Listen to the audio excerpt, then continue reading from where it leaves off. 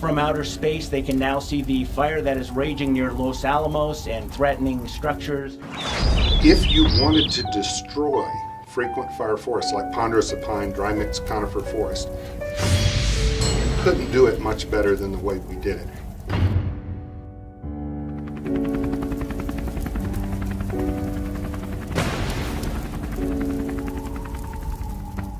Those of us who are here now have a responsibility.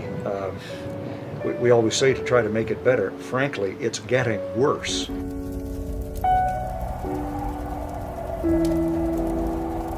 We need to get busy and get to work because we've really only got the next 20 years to maybe make a difference up here.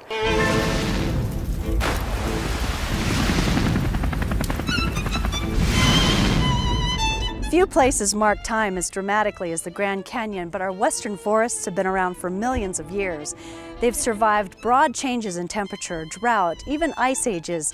Today, these ecosystems are in widespread decline, facing perhaps their greatest challenge yet.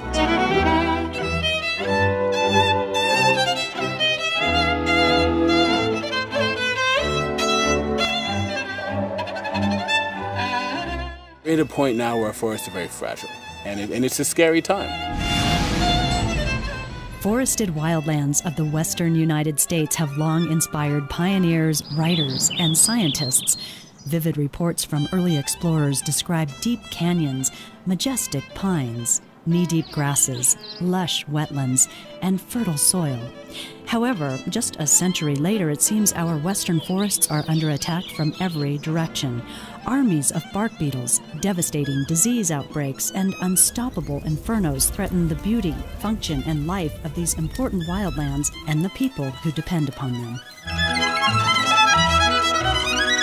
Recent droughts have exacerbated the problem. Growing concerns of climate change have underscored ecologists' urgent call to save our forests under fire. The temperature globally has warmed about 1 degree Fahrenheit over the past 50 years, and in Arizona and the Southwest, it's warmed more quickly, about 2.5 degrees. So things are changing rapidly. Scientists say our future forests depend on today's success in the race to restore the American West.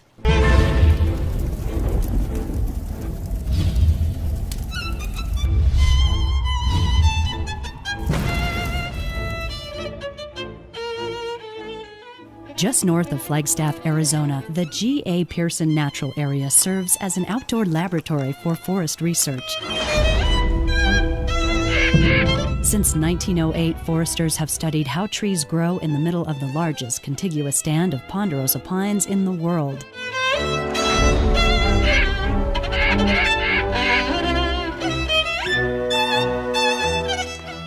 But these sometimes fall in the traps too, and we collect everything that falls. Regents Professor of Forest Ecology, Dr. Wally Covington, is the Executive Director of the Ecological Restoration Institute at Northern Arizona University. So it allows us to look at the return of nutrients. He has devoted a lifetime to the understanding of forest ecosystems that have evolved with fire. We protect the old growth trees, so that then sucks the water. To measure that, we use these soil.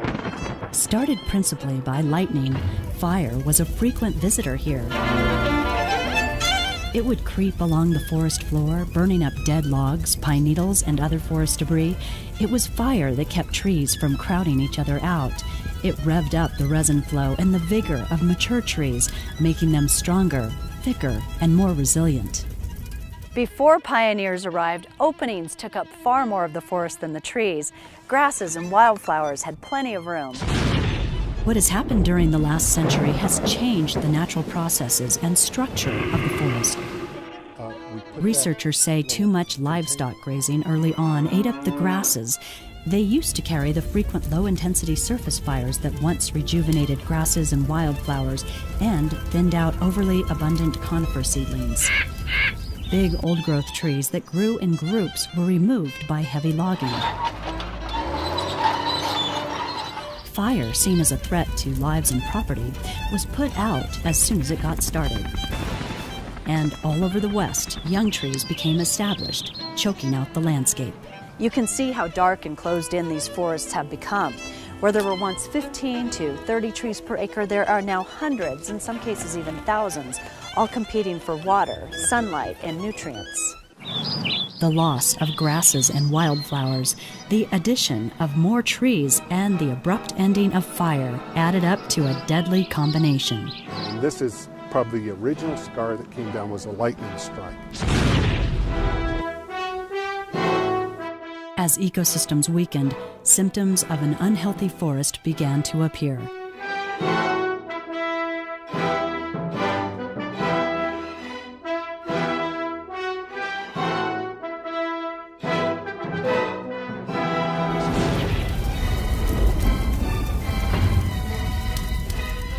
In western Colorado, red pine needles mark beetle-killed trees.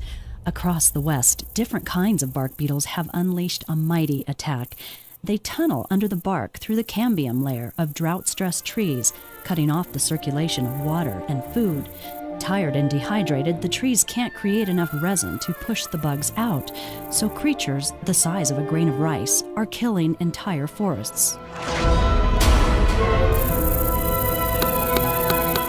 NAU forest entomologist Dr. Rich Hofstetter says the infestation is expected to get worse. As warmer temperatures allow the tiny killers to thrive for longer periods of time, more generations of hungry bark beetles are finding a feast waiting for them in these dense forests. It takes hundreds of years. These are slow-growing trees. They're actually really well defended typically, but when conditions change, it only takes weeks, sometimes days, for a tree to die.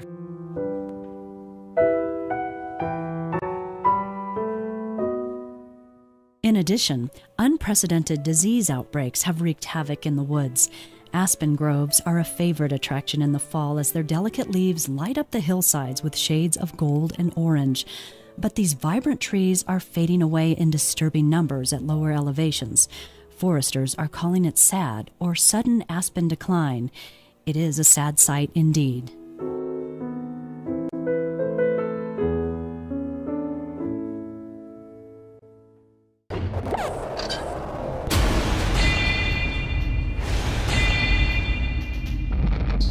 Also disappearing from the forest are sunlit openings. Trees encroaching into meadows are shrinking open spaces, taking up water and drying out wetlands.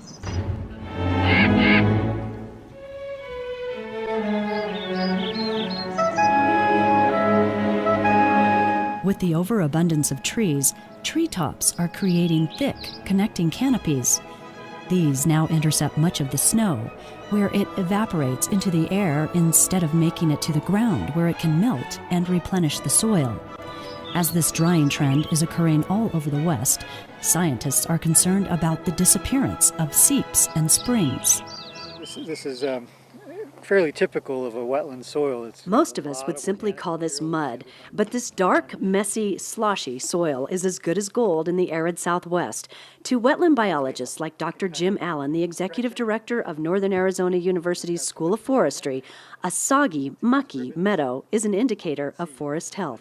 You can imagine, acres and acres of this, 5, 6, 10 feet deep before you get to bedrock, how much water might be stored in a wet meadow and gradually released downstream over time.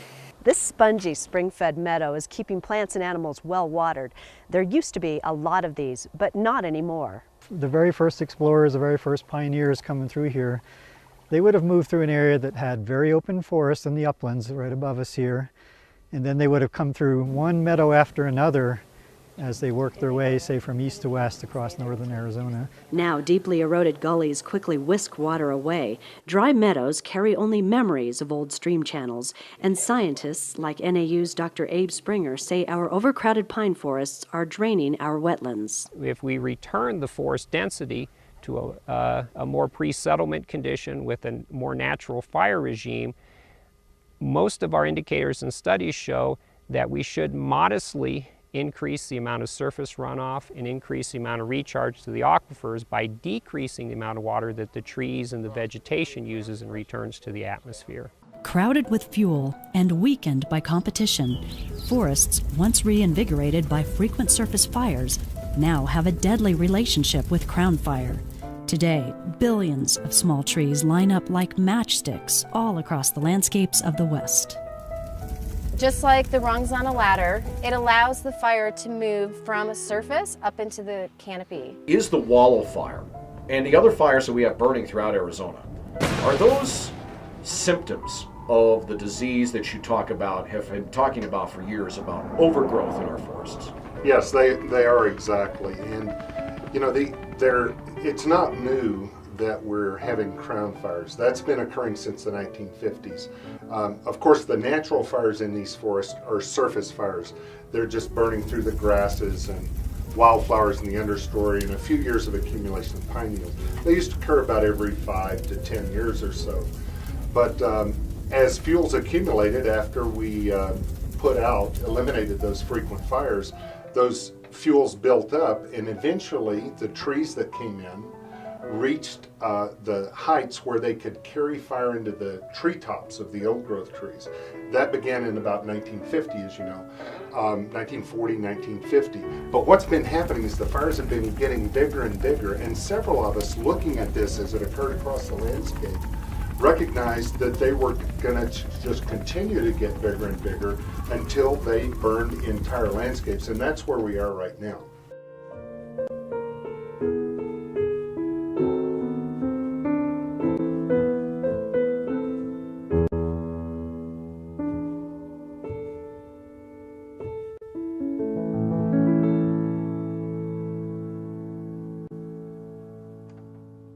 New Mexico and Arizona experienced their largest forest fires in history during the summer of 2011.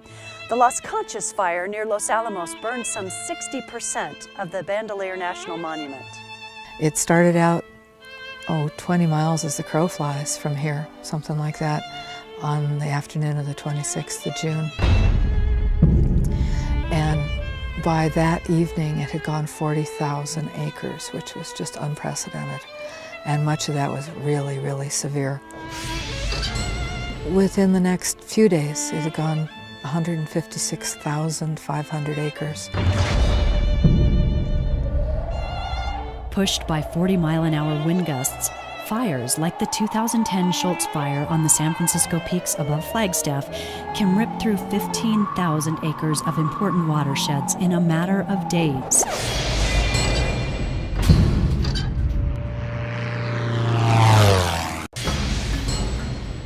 The fast-moving 70,000-acre Missionary Ridge fire north of Durango was one of Colorado's largest. It started in the Gamble Oak and moved upward, killing everything in its path right on up to the timberline. In eastern Arizona, the monstrous half-million-acre Wallow fire burned up critical Mexican spotted owl habitat and human homes.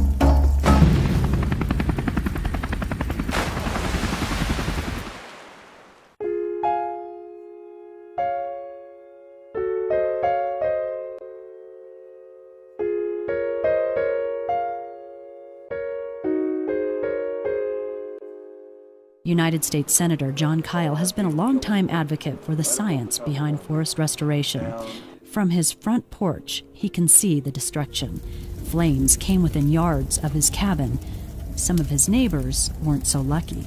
I mean, I'm angry, I'm frustrated, I'm disappointed, I'm saddened when you see it out there, and yet you see within 2 months of the fire, I walk around and I see aspen that are already 18 to 20 inches high.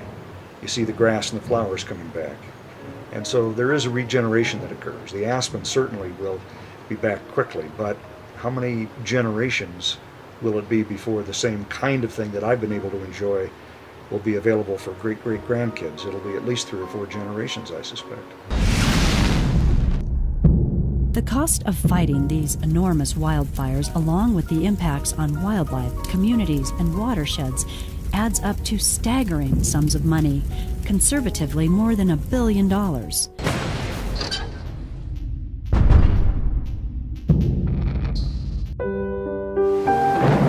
Following these huge fire events are damaging and deadly floods.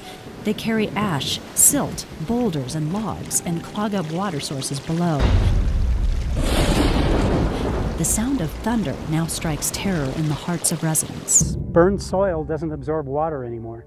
It repels water, it's hydrophobic. Silt, debris, and boulders carried by floodwaters have taken out this alpine home. It moved the foundation, tore out the walls, and pushed rocks into the structure. This kind of mortality that we're seeing in here is completely unnatural. A lot of people focus on just the immediate impacts of these large unnatural fires that we've been having, and that's devastating. It's devastating, of course, immediately to wildlife habitat and to human habitats, but there's a secondary impact that people are often unaware of, and that is that we start having major flood events.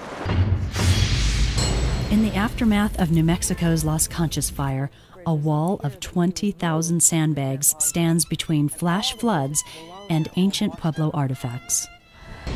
When fire burns unnaturally hot, it leaves behind a graveyard of dead trees. But it's the invisible damage that scientists are learning more about, damage that impacts the environment long after the flames are gone. We have a site here that is not taking up carbon dioxide and storing it at all right now. This is something that's called an eddy covariance system. As air flows through the fingers of this claw-like device, NAU tree physiologist Tom Kolb can measure the carbon dioxide that's moving between the air and the land. The fire has had a long-term legacy effect on the capacity of the site to take in carbon dioxide and store carbon dioxide. Prior to the fire, this was a dense forest that would take in somewhere between 100 and 200 grams of carbon per square meter of land per year. After the fire, now it's actually releasing CO2 to the atmosphere. Remains of intense fires dot the west. This is the site of the Cerro Grande fire that burned 48,000 acres near Santa Fe, New Mexico in the year 2000. It may be, 100, 200 years or more, if ever, before some of these stands are forested. Greenhouse gases were emitted during the fire, and live trees that used to store carbon in the wood are now dead trees releasing carbon dioxide years later.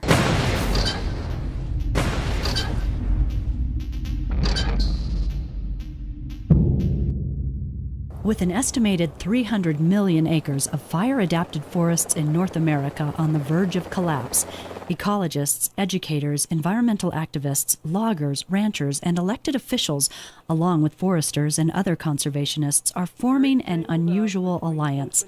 Across the West, people are coming together to solve the problem on scales never tried before. To hold it in place and to Providing millions of dollars to help support these collaborative forest landscape restoration projects is the U.S. Forest Service. Southwestern Regional Forester Corbin Newman says these projects must mimic the size of today's wildfires to be effective. This program gives us the opportunity to look at a broad section of land, that a landscape, if you will, that is of the scale that you can really make a difference, that a system can have all its pieces and parts, and we can truly build into it the resilience to deal with some of these impacts. In the Sierra National Forest near Fresno, California, foresters say this is what successful collaboration looks and sounds like. Did you copy that? Picking through 157,000 acres, the community is committed to protecting the forest and homes. It's a phenomenal project. The Dinky Project is one of the nation's collaborative forest landscape restoration projects. High Sierra District Ranger Mosé Jones-Yellen says this area is in the wildland-urban interface. That's where homes are built right into the thick of the woods. We're bringing together a whole series of different stakeholders, different interested parties, and with that group of people, we're looking at 10 years worth of restoration projects in a particular spot in the forest where a lot of different interests meet and where management historically has been somewhat complex and somewhat contentious. In the past, some of our projects have been held up by timely and costly litigation because our planning may not have had enough involvement or buy-in from our public. So by doing a collaborative, we iron out all of those issues beforehand so that once we have a plan in place, we can move forward. And that's exactly what we've been seeing here on the Dinky Collaborative Project. Kirby Mullen says the forest had become so overgrown, it was difficult to find this road. We're taking out some of the smaller trees and producing a product with it. The other thing too is there's people employed in our sawmill, probably 130 of them, that are getting jobs because this is one of the jobs that we're doing. One of the challenges of thinning the High Sierra and other forests is making sure animals like the Pacific fisher have what they need to survive. Using transmitters that pick up signals from GPS collars on fishers, wildlife biologists from the Pacific Southwest Research Station are studying how these mammals are using restored areas.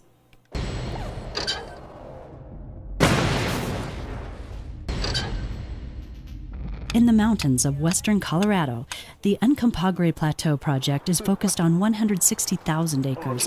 This includes key watersheds that feed the mighty Colorado River. We're seeing forest health issues in almost every species. The stands have all become really dense over time because of excluding fire in these landscapes. The idea on the uncontrolled project, like many of the restoration projects throughout the West, is to first determine what the natural conditions were. What was the carrying capacity of the land? What's the natural tree densities and patterns? How much understory production was there? When I was 14 years old, it was more open. It's almost oppressive how closed much of the plateau is these days. So our top problem in some ways is that we've lost something that's not quite the forest, it's the meadows that are a key part of the forest ecosystem. But to remove the excess small-diameter trees, the wood products industry has to figure out how to make the process cost-effective. Eric Sorensen operates the Delta Timber Company. The Delta Mill is one of only 2 remaining large mills in Colorado. We're trying to look at every aspect of that log and get everything out of the log that we can. This collaborative effort on the Uncontrolled Plateau is expected to result in 10,000 treated acres a year for the next decade. Some of the work that we've been doing with the restoration project is really a bit more intense and a bit larger scale than some of the projects we've done up until this point. Colorado Wild Director Ryan Bidwell calls this thinning project an important first step to saving the forest. It's a work in progress. It's not to say that this is beautiful right now, but I think we all know where we need to take this forest. Whether you're taking care of people or trees, you're still trying to better the world. And in one of the most fire-ravaged states in the country, efforts are underway to take on the nation's largest forest restoration project ever. Equipped with the best available science and support from a wide variety of interest groups, the Forest Service is leading the way across 2.4 million vulnerable acres in northern Arizona. It's called the Four Forests Restoration Initiative, or 4FRI. This is a very large-scale project, and we're going to be looking at very many more acres to treat than we've ever done in the past here. The reason to do that is to try to change our landscape as quickly as we can to avoid some of the serious impacts of the fires that we've seen over the years. It's just huge. Our first NEPA project is 750,000 acre analysis area. That in and of itself is a daunting task. Trying to pull together all the data to have some site-specific information as to what we need to do out on the ground to restore these systems is a daunting task. Public opinion is so important, and if we don't have public support, the entire project could collapse. I think it really shows the range of possibilities that people can meet when they work hard together. This gives us an opportunity to make a very meaningful change in the kinds of fires that we're having in this country. Beneficial low-intensity fire is an important piece of forest health that's been missing from much of the West. In places where thinning has occurred and excess fuels have been removed, fire managers are using lightning strikes to their advantage. North of Williams, Arizona, the 2011 Beale fire behaved the way fire managers say fires should. Flames burned logs and old stumps, winding around the base, but not killing the big old-growth trees. The 2010 sheep fire in the Sierra National Forest also proved to be beneficial. Neil Metcalf served as the incident commander on that fire that burned park and forest land for months. The large trees, for the most part, were safe, and the smaller trees, and then ground fuels like big logs and stuff, would burn. So this tree here, this little cedar, since it was a small tree, didn't survive the 1 and 2 foot flame lengths where the tall trees did. And the giant sequoia forest is also a fire-adapted system. Sequoia and Kings Canyon National Park fire education specialist Deborah Schweizer says prior to returning fire to this forest, baby sequoias were missing from the ecosystem. The significance of giant forest for us is it's one of the areas where we have gotten very close to restoring fire to its natural regime. Big part of my job is getting folks to understand that not all fire is bad. As we're seeing, beauty can grow from the ashes of degraded ecosystems. Ecologists and economists say that beauty can take the form of ecological sustainability and economic opportunity. Most agree now is a pivotal time for restoration and innovation. In the Black Hills of South Dakota, energy is being produced from the excess trees in overcrowded forests. That energy, now biomass, is used to heat schools. Energy is what everybody right now thinks, if we could just find a way to figure out how to convert all of that biomass into an energy that then could heat homes and power industry while providing jobs, there's a huge opportunity there that I hate to see us miss. If you look at the Forest Restoration Project, part of that is about trying to clean the forests, get out the undergrowth, and if you do that and leave it on the floor of the forest, then you have to burn it there.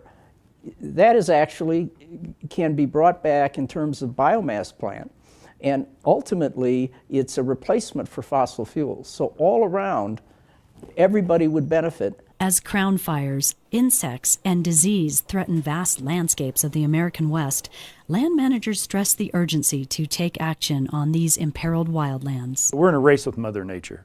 Mother Nature will reset it with insect and disease and fire, or we can reset it by wise tinkering that lets us put these systems in a condition that those natural forces play a more natural role in the process. And so for me, the urgency's been around for 10 years and it's doing nothing but growing. You know, this tree is on death's doorstep. It'll be dead in the next year's time. Scientists say restoring ecological and economic health to these forests under fire is so critical to the American West that it requires a national laser-like focus, a focus that involves an understanding of ecological processes, objective use of the best available science, treating landscapes at the scale of today's wildfires, returning low-intensity fire to the land, finding uses for small-diameter trees, ensuring a steady wood supply for wood and biomass-based industries, and developing new natural resource-based jobs. It will take the collaboration of stakeholders with various values and goals, a commitment to monitor our actions on the ground, and an encouraging environment of learning, innovation, and creativity. It's being called a race against time, but the reward is a landscape legacy for generations to come.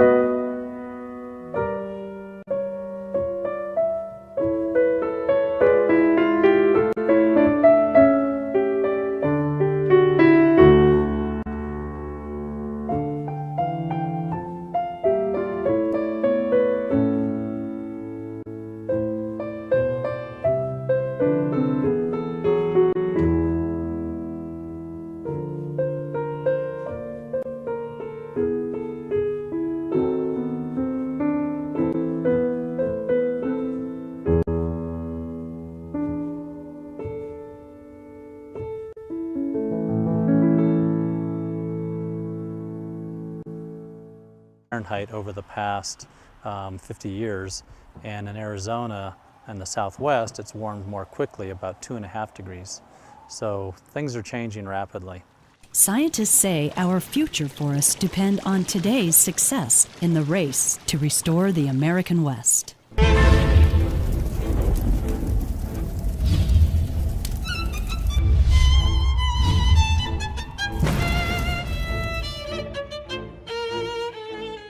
Just north of Flagstaff, Arizona, the Jeeps, their greatest challenge yet.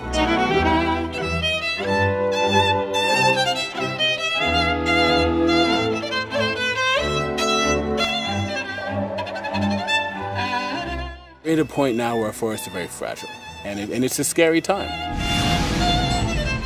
Forested wildlands of the western United States have long inspired pioneers, writers, and scientists. Vivid reports from early explorers describe deep canyons, majestic pines, knee-deep grasses, lush wetlands, and fertile soil. To get better, frankly, it's getting worse.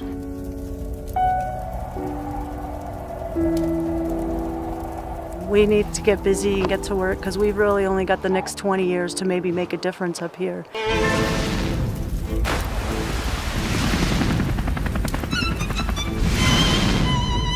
Few places mark time as dramatically as the Grand Canyon, but our western forests have been around for millions of years. They've survived broad changes in temperature, drought, even ice ages.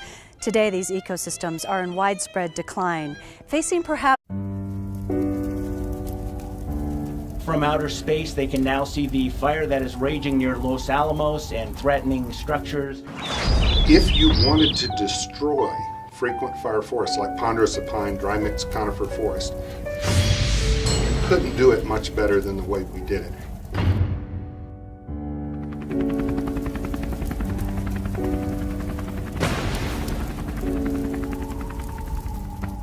Those of us who are here now have a responsibility. We always say to try to make... However, just a century later, it seems our western forests are under attack from every direction. Armies of bark beetles, devastating disease outbreaks, and unstoppable infernos threaten the beauty, function, and life of these important wildlands and the people who depend upon them. Recent droughts have exacerbated the problem. Growing concerns of climate change have underscored ecologists' urgent call to save our forests under fire. The temperature globally has warmed about 1 degree